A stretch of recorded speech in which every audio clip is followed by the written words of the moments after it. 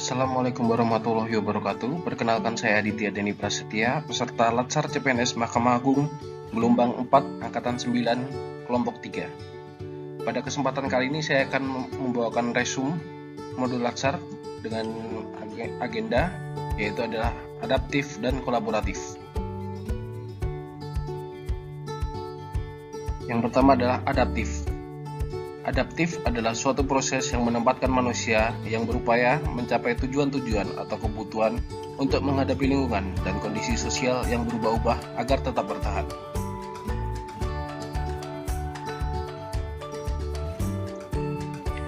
Pentingnya adaptif.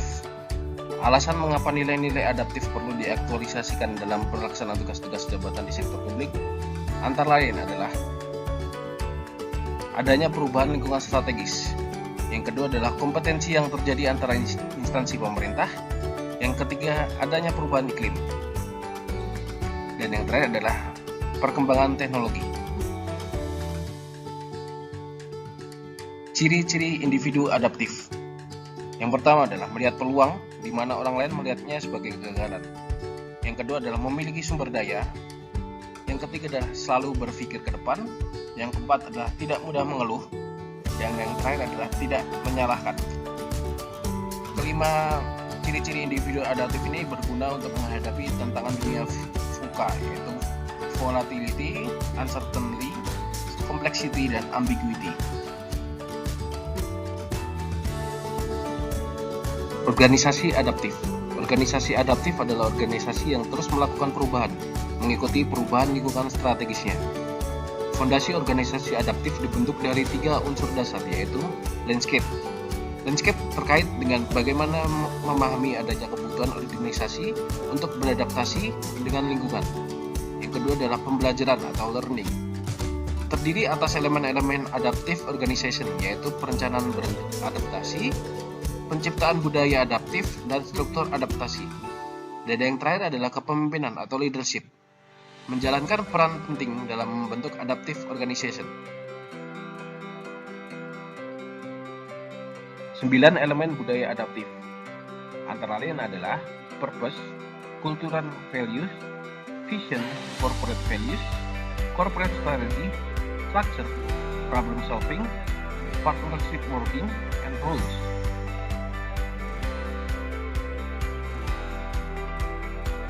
Untuk memastikan agar organisasi mampu memiliki pengetahuan yang mutakhir, maka organisasi dituntut untuk melakukan 5 disiplin.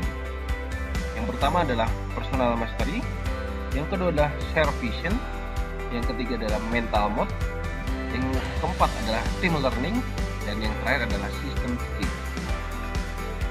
5 disiplin ini sangat aplikatif dalam konteks pelaksanaan tugas dan fungsi ASN di lingkungan kerjanya. Yang ketiga adalah panduan perilaku atau kode etik dalam perilaku adaptif. Yang pertama adalah cepat menyesuaikan diri menghadapi perubahan lingkungan. Yang kedua adalah terus berinovasi dan mengembangkan kreativitas. Dan yang ketiga adalah bertindak proaktif. Salah satu praktik perilaku adaptif adalah dalam hal menyikapi lingkungan yang berjadikan ancaman VUCA. Di sini digambarkan adalah VUCA versus VUCA dengan akronim yang berbeda.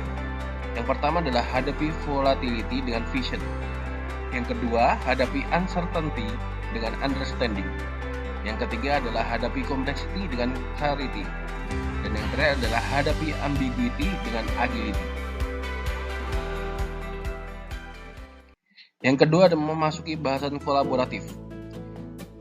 Sikap kolaboratif artinya adalah sikap yang selalu memberikan kesempatan kepada pihak lain untuk berkontribusi terbuka dalam bekerja sama yang memberikan nilai tambah dan menggerakkan pemanfaatan berbagai sumber daya demi mencapai tujuan bersama. Yang pertama akan dibahas adalah collaborative governance, yang artinya adalah sebuah proses yang melibatkan norma bersama dan interaksi saling menguntungkan antara aktor governance. Hal ini mencakup kemitraan institusi pemerintah untuk pelayanan publik, sebuah pendekatan pengambilan keputusan, tata kelola kolaboratif, serangkaian aktivitas bersama di mana mitra saling menghasilkan tujuan dan strategi dan berbagi tanggung jawab dan sumber daya. Terdapat 6 kriteria penting untuk kolaborasi, yaitu yang pertama adalah forum yang diperakasi oleh lembaga publik atau lembaga peserta dalam forum, termasuk aktor non-state. Yang kedua adalah peserta terlibat langsung dalam pengambilan keputusan dan bukan hanya dikonsultasikan oleh agensi publik. Yang ketiga adalah forum secara resmi diatur dan bertemu secara kolektif. Yang keempat adalah forum ini bertujuan untuk membuat keputusan dengan konsensus. Dan yang terakhir adalah fokus kolaborasi adalah kebijakan publik atau manajemen. Pembahasan selanjutnya adalah mengenai Whole of Government.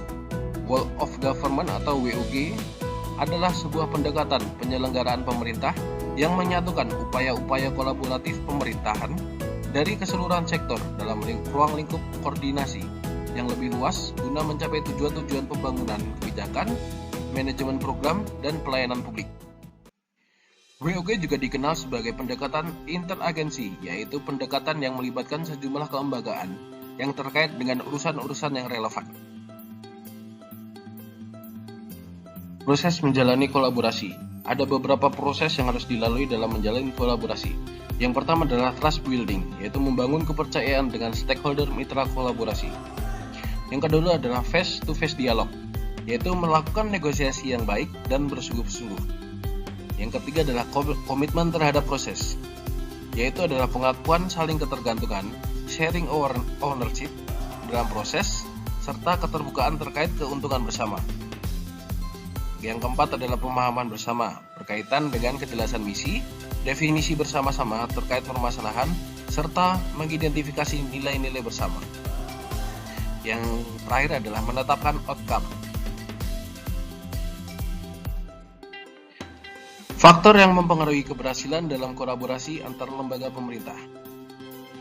Yang ada 5 faktor. Yang pertama adalah kepercayaan, yang kedua adalah pembagian kekuasaan, yang ketiga adalah gaya kepemimpinan, yang keempat adalah strategi manajemen, yang keempat adalah formalisasi, pencapaian kolaborasi antar entitas publik.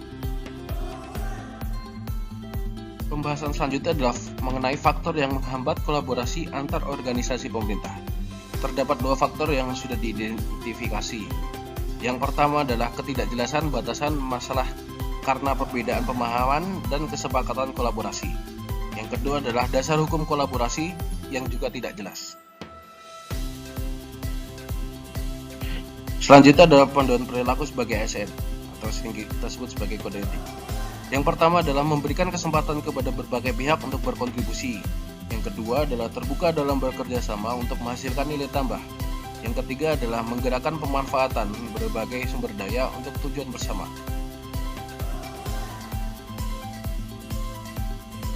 Kemudian pembahasan terakhir adalah aspek normatif kolaborasi pemerintah.